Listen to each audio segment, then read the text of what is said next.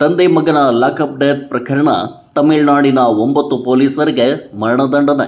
2020ರಲ್ಲಿ ತಮಿಳುನಾಡಿನಲ್ಲಿ ನಡೆದಂತಹ ಸಾತುಕಲಂ ಕಸ್ಟಡಿ ಕೊಲೆ ಪ್ರಕರಣಕ್ಕೆ ಸಂಬಂಧಿಸಿದಂತೆ ಇಂದು ಮದ್ರಾಸ್ ಹೈಕೋರ್ಟ್ ಪೀಠವು 9 ಪೊಲೀಸ್ ಸಿಬ್ಬಂದಿಗೆ ಮರಣದಂಡನೆ ಶಿಕ್ಷೆ ವಿಧಿಸುವ ಮೂಲಕ ಮಹತ್ವದ ತೀರ್ಪನ್ನು ಪ್ರಕಟಿಸಿದೆ.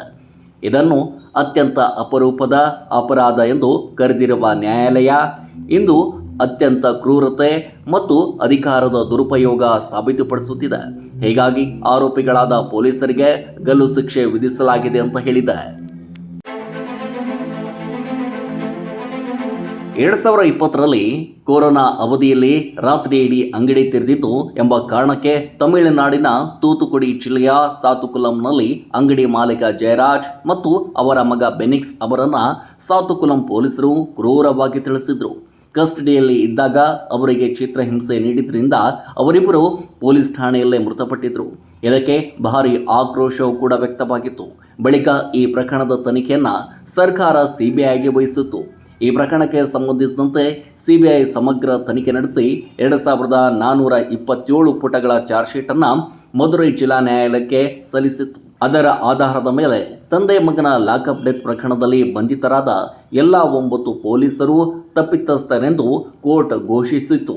ಇಂದು ಅವರ ಶಿಕ್ಷೆ ಪ್ರಮಾಣ ಪ್ರಕಟವಾಗಿದ್ದು ಎಲ್ಲ ಆರೋಪಿಗಳಿಗೂ ಕೂಡ ಗಲ್ಲು ಶಿಕ್ಷೆ ವಿಧಿಸಲಾಗಿದೆ. ಈ ಘಟನೆ ನಡೆದು 6 ವರ್ಷಗಳ ವಿಚಾರಣೆ ನಂತರ ಇಂದು ತೀರ್ಪು ಹೊರಬಿದ್ದಿದೆ. ವ್ಯಾಪಾರಿ ಪಿ ಜಯರಾಜ್ ಮತ್ತು ಅವರ ಮಗ ಬೆನಿಕ್ಸ್ ಅವರು ಸಾವಿನ ಪ್ರಕರಣದಲ್ಲಿ ಕೊಲೆ ಮತ್ತು ಸಂಬಂಧಿಸಿದಂಥ ಅಪರಾಧಗಳಲ್ಲಿ 9 ಆರೋಪಿಗಳನ್ನು ತಪ್ಪಿತಸ್ಥರೆಂದು ಜಿ ಮುತ್ತುಕುಮಾರನ್ ತೀರ್ಪನ್ನು ನೀಡಿದ್ದಾರೆ. ಕಸ್ಟಡಿಯಲ್ಲಿ ಇದ್ದಾಗ ಪೂರ್ವ ನಿಯೋಜಿತವಾಗಿ ಪ್ಲಾನ್ ಮಾಡಿ ರಾತ್ರಿ ಇಡೀ ಚಿತ್ರಹಿಂಸೆಯನ್ನು ನೀಡಲಾಗಿದೆ ಎಂಬ ಕೇಂದ್ರ ತನಿಖಾ ದಳ ಸಿಬಿಐ ವಾದವನ್ನ ನ್ಯಾಯಾಲಯ ಸ್ವೀಕರಿಸಿದೆ. ಹೀಗಾಗಿ ಗರಿಷ್ಠ ಶಿಕ್ಷೆಯನ್ನ ವಿಧಿಸಲಾಗಿದೆ.